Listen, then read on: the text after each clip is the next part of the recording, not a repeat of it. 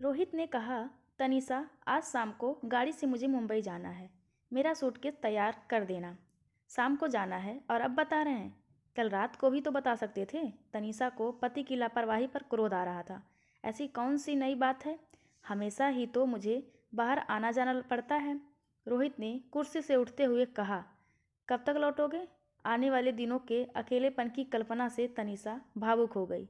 यही कोई 10 दिन लग जाएंगे। तुम चाहो तो अपनी मौसी के यहाँ चली जाना, नहीं तो आया से रात को यहीं सो जाने को कहना। कहकर रोहित अपना ब्रीफकेस लेकर निकल पड़ा। दरवाज़ा बंद कर तनिषा सोफे पर आ बैठी तो उसका दिल भर आया। तनिषा कुछ क्षण घुटनों में सिर छिपाए बैठी रही। अपनी कारोबारी दुनिया में खोए रहने वाले रोहित के पास तनिषा के लिए 2-4 पल भी नहीं रह गए हैं। कम से कम सोमा साथ होती तो यह दुख वह भूल जाती। इतने बड़े मकान में घंटों अकेले पड़े रहना कितना खलता है तनिषा को। 12 वर्षों के दाम्पत्य जीवन में न कोई महकता क्षण है, न कोई मधुर स्मृति। रोहित शाम को ऑफिस से लौटकर झटपट तैयार होकर निकल पड़ा। रसोई की बत्ती बुझाकर तनिषा कमरे में चली आई। तनिषा लेट चुकी थी। नींद तो आने से रही। अलमारी से यूं ही एक किताब के लेकर पलंग पर बैठ गई। पहला पन्ना पलटते ही तनिषा की नज़र वहीं ठहर गई। प्यार सहित सूरज। तनिषा के 20वें जन्मदिन के अवसर पर सूरज ने यह किताब उसे भेंट की थी। तनिषा का मन अतीत की स्मृतियों में खो गया। तनिषा, मेरे सूरज भैया अपनी पढ़ाई ख़त्म करके कोलकाता से आ रहे हैं। भैया भी तुम्हारी तरह बहुत अच्छा वायलिन बजाते हैं। शाम को आना। रिया कॉलेज जाते समय उसे न्योता दे गए। तनिषा का संगीत प्रेम उसे शाम को रिया के घर खींच ले गया। सूरज ने वायलिन बजाना शुरू किया और तनिषा वायलिन की धुनों में खो गई। सूरज की नौकरी उसके पिता की फैक्ट्री में ही लग गई। तनिषा नई नई धुनें सीखने के लिए सूरज के पास जाने लगी थी। सूरज उसकी खूबसूरती व मासूमियत पर फिदा हो गया था। एक दिन सूरज ने अचानक ही कुछ पूछ डाला, तनिषा, अपने पापा से बात क्यों नहीं करती? किस बारे में?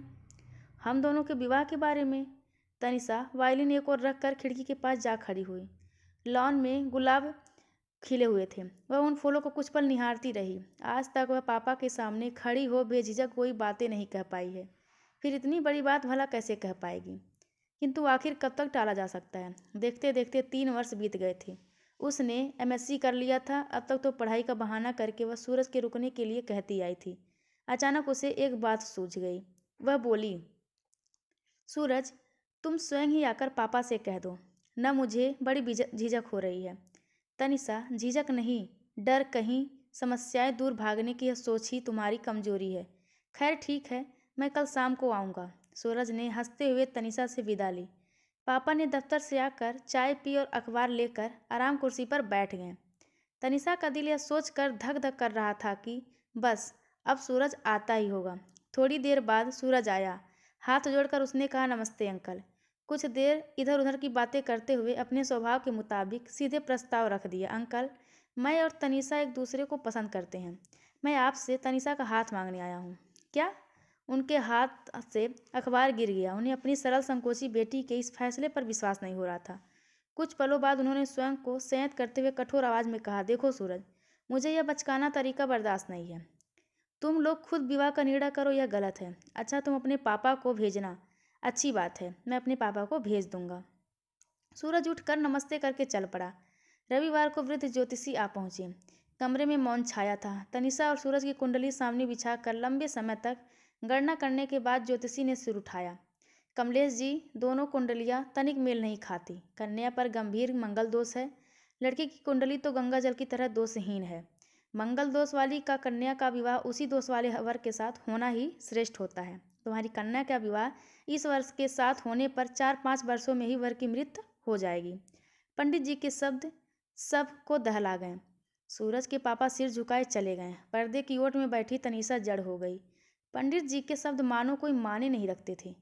वह कुछ नहीं सुन रही थी। यह तो कोई बुरा सपना है। तनिषा ख्यालों में खो गई। दीदी, बैठे बैठे सो रही हो क्या? पापा कब से बुला रहे हैं तुम्हें? छोटी बहन ने तनिषा को झकझोर कर उठाया। तनिषा बोझिल कदमों से पापा के सामने जा खड़ी हुई थी। कमरे में उनकी आवाज़ गूंज उठी, तनिषा, ज्योति ने साफ कह दिया है, दोनों जन्म कुंडलियों तनिक भी मेल नहीं खाती हैं। यह विवाह हो ही नहीं सकता। अनिष्ट के लक्षण स्पष्ट हैं। भूल जाओ सब कुछ। माँ का दबा गुस्सा फूट पड़ा। लड़की माँ बाप का लिहाज न कर स्वयं वर ढूंढने निकलेगी तो अनर्थ ही होगा। और क्या होगा? कान खोलकर सुन लो, उससे मेल जोल बिल्कुल बंद कर दो। कोई गलत कदम उठाकर उस भले लड़के की जान मत ले लेना। कहने सुनने को अब रही क्या गया था। तनिषा चुपचाप अपने कमरे की ओर लौट आई थी। तनिषा लॉन में बैठी पत्रिका पढ़ रही थी। मन पढ़ने में लग ही नहीं रहा था। तनिषा अपने अंदर ही घुटती जा रही थी। देखते देखते 3 माह गुजर गए। न सूरज का कोई फ़ोन आया, न मिलने की कोशिश की। क्या करे, वह सूरज कोलकाता में नई नौकरी के लिए जा चुका था। वह कसमकस में थी। वह नहीं विश्वास करती थी ज्योतिषी की भविष्यवाणी पर। ज्योतिषी की बात पत्थर की लकीर है क्या? वह सूरज से विवाह जरूर करेगी, लेकिन अगर पंडित जी की वाणी सही निकल गई तो? आलोक भैया ने पंडित जी का विरोध कर विवाह किया था। आज विधुर हुए बैठे हैं नन्ही पुत्रों के लिए। ज्योतिषी का लोहा पूरा परिवार मानता है। क्या उसके प्यार में स्वार्थ की ही प्रधानता है? सूरज के जीवन से बढ़कर क्या उसका निजी सुख है? नहीं नहीं, सूरज के अहित की बात तो वह सपने भी नहीं सोच सकती। सूरज से हमेशा के लिए बिछुड़ने की बात सोचकर उसका दिल बैठा जा रहा था। खटाक से कोई गेट खोल कर आ रहा था। अरे 3 महीने बाद आज रिया आ रही है। रिया उसके पास आकर कुछ पल मौन खड़ी रही। चुप्पी तोड़ते हुए रिया ने कहा, तनिषा, कल मेरा जन्मदिन है, छोटी सी पार्टी रखी है, घर आओगी ना? तनिषा ने डबडबाती आंखों से रिया को देखा। पता नहीं माँ तुम्हारे घर जाने की अनुमति देगी कि नहीं। रिया वापस चली गई तो तनिषा ने किसी तरह माँ को मना कर रिया के घर जाने की अनुमति ले ली। तनिषा की उदासी ने शायद माँ का दिल पिघला दिया था। अगले दिन रिया ने घर जाकर वह बेमन से ही पार्टी में भाग ले रही थी।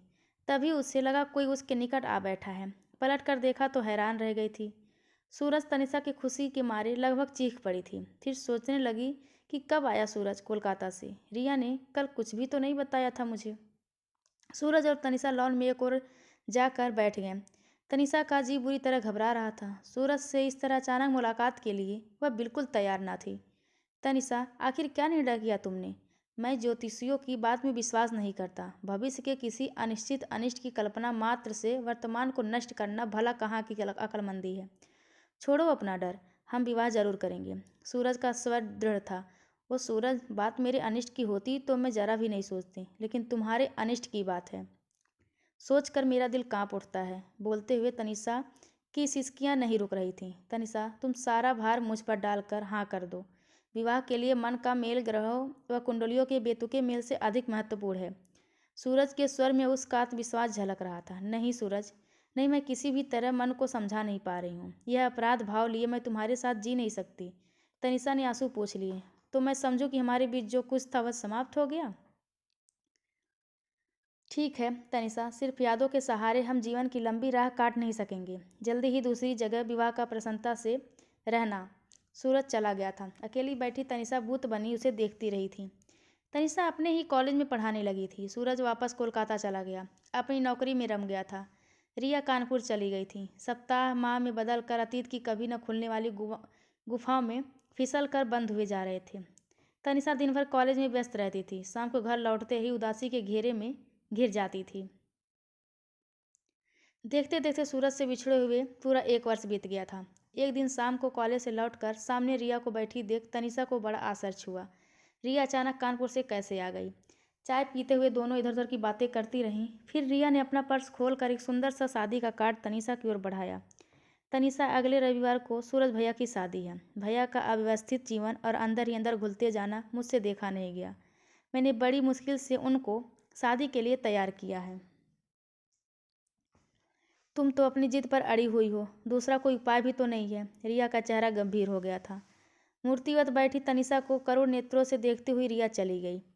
तनिषा कार्ड को भावहीन नेत्रों से देखती रही। दिल में कई बातें उठने लगीं। क्या उसका सूरज पराया हो गया मात्र 1 वर्ष में?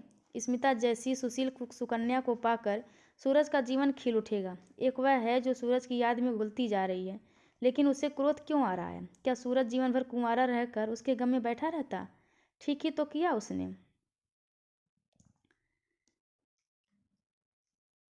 पर उसे इतनी जल्दी क्या थी? जब तक मेरी शादी कहीं तय नहीं होती तब तक तो इंतजार कर ही सकता था। अभिमानी सूरज, यह मत समझना कि स्मिता के साथ तुम ही मधुर जीवन जी सकोगे। मैं भी आऊँगी तुम्हारे घर अपने विवाह का न्योता देने, तुमसे अधिक सुंदर स्मार्ट लड़के की खोज करके। तनिषा ने हाथ में लिए हुए कार्ड के टुकड़े टुकड़े कर डाले। तनिषा के लिए उसके पापा ने वह ढूंढने शुरू कर दिए, लेकिन तनिषा की नज़रों में वे खरे नहीं उतरते थे। उसकी जोड़ का एक भी तो नहीं था। माँ और पापा कितना ही समझाने की कोशिश करते, लेकिन तनिषा नहीं झुकी। अंत में पापा ने तनिषा के लिए वह ढूंढना छोड़ दिया था। समय अपनी गति से घूमता रहा। 10 वर्ष जाने कैसे सपने से बीत गए। छोटी बहन और भाई की शादी हो चुकी थी। तनिषा उम्र के एक ऐसे मोड़ पर आ खड़ी थी जहाँ आदर्श टूट जाते हैं, कल्पनाएं धुएं की तरह उड़ जाती है और जीवन अपने कटु यथार्थ के धरातल पर आ जाता है। प्यार, गुस्सा, बदला, सूरज, सब कुछ मन के किसी अवचेतन कोने में जाकर दुबक गए थे। तनिषा ने अनुभव किया कि अब उसे पुरुष की बलिष्ठ संरक्षकों बाहों की आवश्यकता है। छोटी बहन की ससुराल से रोहित आए थे। रोहित ने तनिषा से ब्याह करने का प्रस्ताव रखा था। रोहित का व्यक्तित्व अति सामान्य और अनाकर्षक था। उनकी अपनी एक छोटी सी फैक्ट्री थी। क्या इस अनाकर्षक 42 वर्षीय प्रौढ़ के लिए ही उसने इतनी लंबी प्रतीक्षा की थी? लेकिन अपने मन की ख्वाहिशों को दबाकर तनिषा ने रोहित का हाथ थाम लिया। विवाह के अगले वर्ष सोमा का जन्म हुआ था। तनिषा अपनी पिछली कड़वाहट भूलकर बेटी में खो गई थी, पर तनिषा के शांत जीवन में अचानक आंधी आ गई। रोहित सोमा को हॉस्टल भेजना चाहते थे। तनिषा ने लाख मिन्नतों की, पर रोहित ने अपना निर्णय नहीं बदला। सोमा के हॉस्टल में चले जाने के बाद तनिषा गुमसुम सी हो गई थी। न ही वह रोहित के साथ उसकी पार्टियों में जाकर घंटों बैठ पाती थी, न रोहित की नीरस बातें सहन कर पाती थी। उसे सबसे अधिक खलती थी रोहित की संगीत के प्रति अरुचि। न रोहित को उसका वायलिन बजाना भाता था और न ही वह संगीत कार्यक्रमों में जाता था। तनिषा का नौकरी करना भी उसे पसंद नहीं था। न कोई रोमांस, न कोई रोमांच। तनिषा दुख और अलगाव में जीते जीते पत्थर सी हो गई थी। बीबी जी, चाय बना लाऊं? दूध आ गया है। नौकरानी की आवाज़ से तनिषा की तंद्रा टूटी और वह वर्तमान में लौट आई। सिर भारी हो आया है और अकेले 10 दिन यही नहीं रहेगी। घर में मौसी के यहाँ चली जाऊंगी। नौकरानी से चाय बनाने के लिए कहकर तनिषा हाथ मुँह धोने चली गई। तनिषा ने अपनी गाड़ी एक और खड़ी की और मौसी के लिए फल खरीदने स्टोर में घुस गई। कार्ड पेमेंट है? पेमेंट के लिए लाइन में खड़ी तनिषा यह आवाज़ सुनकर चौंक गई। लाइन में आगे खड़ी रिया को देखा। रिया, तनिषा खुश हो जोर से बोली। रिया ने तनिषा को बाहों में भर लिया। पेमेंट कर ली रिया? तनिषा की गाड़ी में आ बैठी। रिया अपना किस्सा सुनाने लगी। उसने रिसर्च पूरा कर लिया था। उसी दौरान उसकी शादी हो गई थी। उसकी भी इकलौती बेटी है जिसकी पिछले अक्टूबर में शादी हो गई। वह यहाँ पति के साथ आई थी। कुछ काम था उनका। रिया ने तनिषा को नहीं छोड़ा। खोद खोद कर उसकी निजी जिंदगी के संबंध में पूछने लगी। कई वर्षों बाद किसी अपने ने उसकी दुखती रग पर हाथ रखा था। सो तनिषा का मन मर्यादा त्याग कर उमड़ पड़ा। रिया, मैं पूरा जीवन भटकती ही रह गई। मुझे कुछ भी ना मिला। आखिरकार मेरा अपना बनकर कोई भी तो ना रहा। मेरे चारों ओर है केवल उदासी, उलझन, तनाव। मैं जाने कब टूट कर बिखर जाऊं। तनिषा सिसक रही थी। रिया सिसकती तनिषा को चुपचाप देखती रही। रोने दो जी भर। बरसों की घुटन आंखों की राह बस जाए तो तनिषा का तनाव कुछ कम हो जाएगा। कक्षा में सबसे आगे रहने वाली तनिषा की कुशाग्र बुद्धि उसे जीवन संग्राम में विजयी बनने का राह नहीं दिखा सकी। तनिषा, रिया ने तनिषा के कंधे पर हाथ रखा। तनिषा से उठाकर भरे नेत्रों से रिया की ओर देख रही थी। तनिषा, क्या इस सारे बिखराव का कारण तुम स्वयं नहीं हो? तुम में निर्णय करने और जोखिम मोल लेने की हिम्मत ही नहीं थी। किसी ज्योतिषी की ग्रह गणना में तो तुम्हें विश्वास था, लेकिन सूरज के आश्वासनों पर, उसके दृढ़ संकल्पों पर तुम विश्वास नहीं कर सकी। हमने न सूरज के विवाह में जन्मपत्रियाँ मिलवाई, न मेरे ब्याह में ही। मैंने अपनी बेटी के ब्याह में पत्रियाँ नहीं मिलवाई। फिर भी हम सब सुखी दाम्पत्य जीवन व्यतीत कर रहे हैं। तनिषा, सच्चाई यह है कि तुम्हारे अंतर्मन में सूरज निराकार रूप में आज भी व्याप्त है। मन की यही गांठ रोहित के साथ सुखद आनंदमय जीवन जीने से तुम्हें निरंतर रोक रही है। रिया कुछ देर मौन बैठी रही। फिर तनिषा के माथे पर आए पसीने की बूंदों को पोंछते हुए बोली, तनिषा, जरा सोचो तो, आखिर रोहित में ऐसी क्या कमी है? वे व्यस्त व्यवसायी हैं। उनके व्यवहार में उनका अपना संस्कार छाया हुआ है। संस्कारों को आसानी से बदला भी तो नहीं जा सकता। सोमा को उन्होंने हॉस्टल तुमसे छीनने के लिए नहीं भेजा है, बल्कि उसके अच्छे भविष्य के लिए भेजा है। तनिषा, जरा सोचो, क्या तुमने अपने पति के साथ न्याय किया है? न कभी उनके व्यवसाय में दिलचस्पी ली, न उनके दोस्तों में।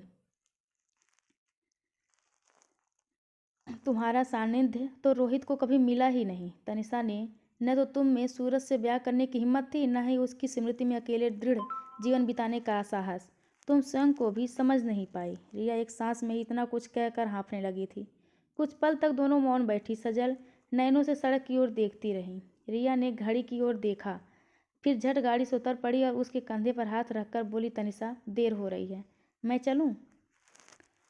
कम से कम जीवन के बचे चंद दिनों को अब रोहित के साथ प्रसन्नता से जी लो।